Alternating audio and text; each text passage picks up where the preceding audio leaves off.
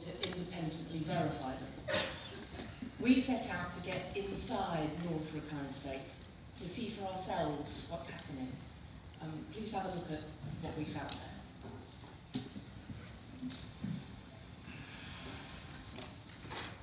Well, good evening from Cox's Bazar in Bangladesh. Tonight, the epicentre of one of the world's most acute humanitarian crises, and where hundreds of thousands of Rohingya Muslims have fled after a campaign of brutal violence in Myanmar. The refugees who make it here have escaped military action described by the UN as textbook ethnic cleansing. Sky News has filmed the first independent evidence of the Rohingya's persecution from inside Myanmar's closed Rakhine State, where we found thousands of stranded refugees, many dying from malnutrition and exhaustion. Tonight, Theresa May is committed to doing everything possible to stop the destruction of the Rohingya people. Well, before the recent exodus, the vast majority of Myanmar's Rohingya Muslims lived in Rakhine State. In August, late August, Myanmar's military launched a campaign of violence which has led to more than 600,000 people fleeing to refugee camps in neighbouring Bangladesh.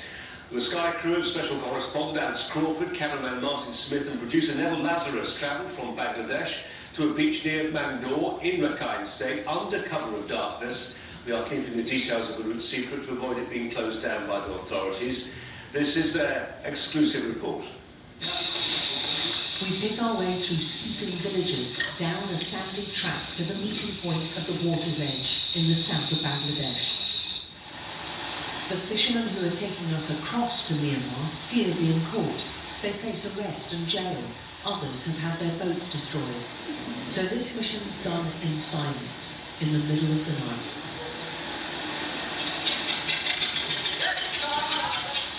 There's a lot of tension.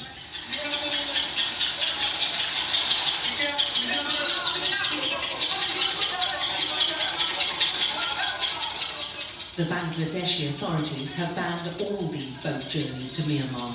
They want to stem the flow of Muslim Rohingya refugees into their country. But these people insist there is a modern-day genocide happening there, today, right on their doorstep. And they believe they're answerable to a much higher authority. Whatever the boat's condition, they're going to make these journeys. The ban may have made it more difficult, but it hasn't stopped them. No one knows what to expect on the other side. Myanmar's Rohingya Muslim areas have been effectively cut off to outsiders. We're not even certain if the army will prevent us from landing.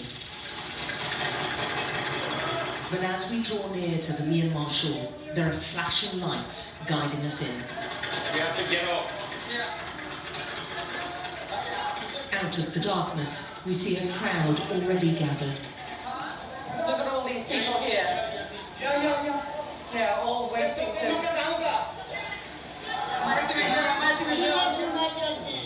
How long have they been here? This lady, Over a month or some 2 months. this lady looks so thin. Ask what's happened to her. Look at the state of her hands, her arms.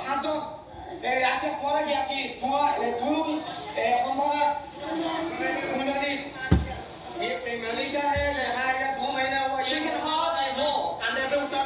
Carefully go. Wow, her arms. Look at her arms. I can put my entire hand round. She's so thin. Is she, are we going to try and get her onto a boat?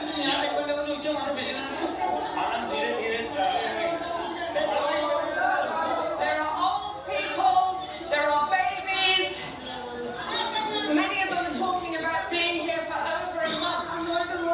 Clearly have not had very much to eat at all. A lot of them extremely thin and very frail. And all showing extreme signs of desperation. Look. They want help. Yeah, they want help. They want help. They're crying out for help. Is vulnerable here, and they repeatedly told us of being terrorized by the Myanmar military. The wailing is haunting. But no one is listening. Thousands of them are trapped on this beach alone, waiting for help which has so far homes.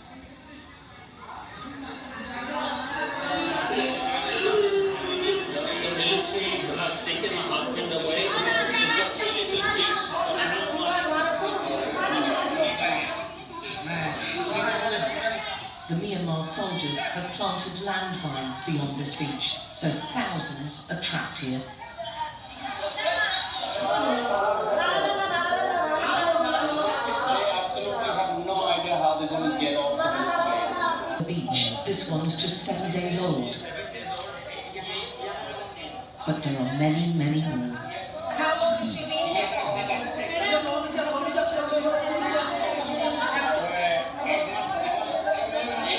That's over a month she's been out here. There's a 19-year-old who's given birth the day before. Her baby has no clothes and has barely recovered from being delivered. Is that the umbilical cord? I can't see. Stomach with severe malnutrition. We are their only hope of leaving. He's been beaten by the Myanmar soldiers who are forcing them to stay on this beach. His crime? Trying to find fresh water to drink.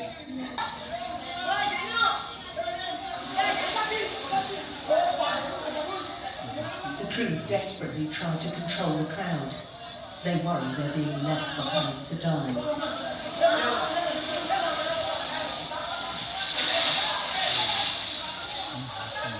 The boat is crammed full. The captain wanted just 15. In the end, there are nearer 30 adults and children on board. They're frightened and confused, like so many on the boat.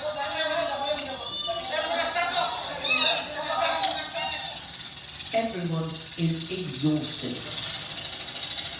They're severely traumatized. And they're very, very hungry. The crew give them biscuits and water. For some, it's their first nourishment in days.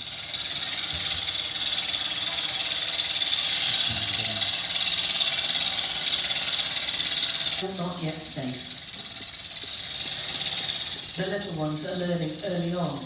As Rohingya Muslims, they're among the most persecuted people on earth right now.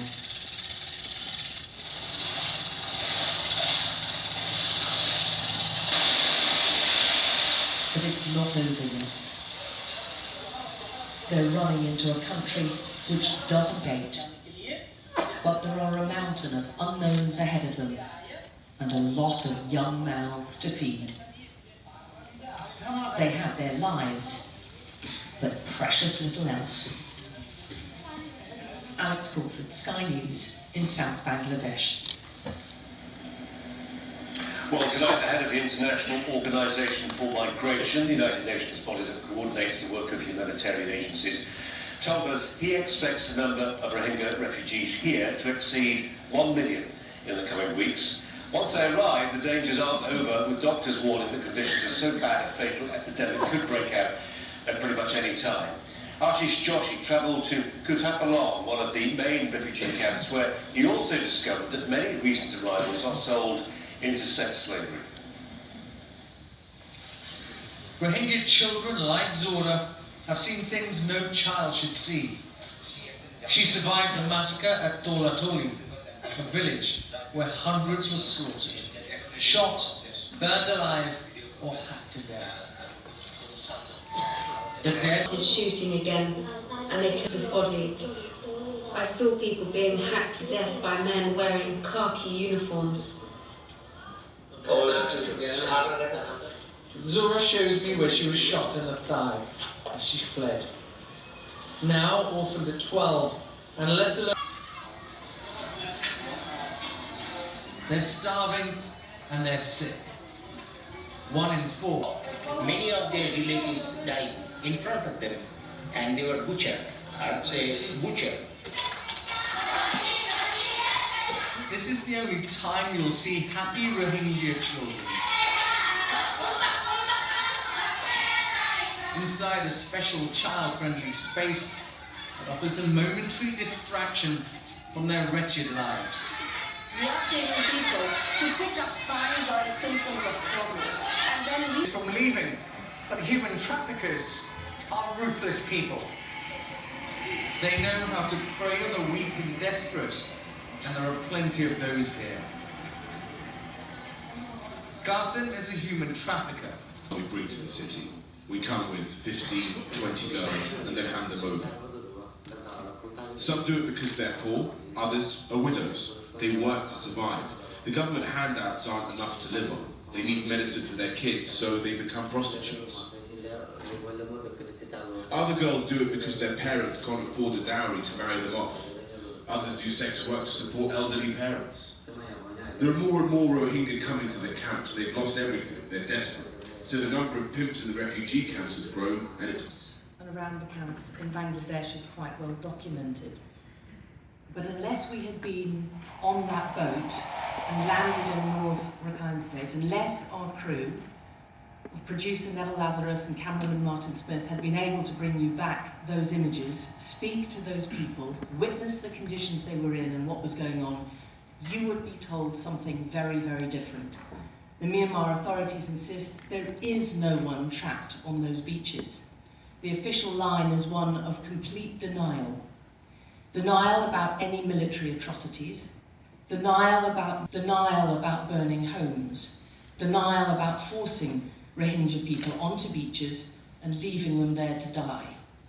The authorities have even taken to calling coverage which says otherwise as fake news. Well, what we saw was not fake. It is all too real. Whether you believe the Myanmar authorities or the Rohingya, we personally saw a huge number of terrified people. They were running from something, and their stories are horrifyingly similar. We knew that there were people on that beach. What we didn't know was how many there were and what condition they were in. It was so dark at first it took a while to realise just how many there were, and there were thousands, far, far more than we'd been led to believe. The Rohingya said they'd been shepherded onto the beach by the Myanmar military, who actually guided them through a gap in the sand in between mines, which the soldiers had laid to prevent them from returning inland. They spoke of brothers, sisters, fathers, mothers being slaughtered, homes being destroyed, and many, many women and girls being raped. These are tales many of the journalists and aid workers have been told over and over again in the camps of Bangladesh. But this was different. Different because these people were still in the country of their persecutors, their tormentors and their torturers. They were haunted, frightened beyond description, and desperate. I've been a journalist for more than 30 years. I've covered people fleeing ISIS in Syria and Iraq. I've covered those running away from the Taliban in Afghanistan and Pakistan. And I've reported on the huge exodus of refugees fleeing to Europe from Libya, Ethiopia and Eritrea. I went to Yemen this year and I've seen the slow starvation and bombing of people there. I'm horribly familiar with despair and sheer hopelessness. That night I saw it in bucket loads. People were clinging to me, begging to come on our boat, crying to be taken away from this sandy prison. We were mobbed by the crowd. It was like a scene from hell, with women and men openly crying, thrusting their babies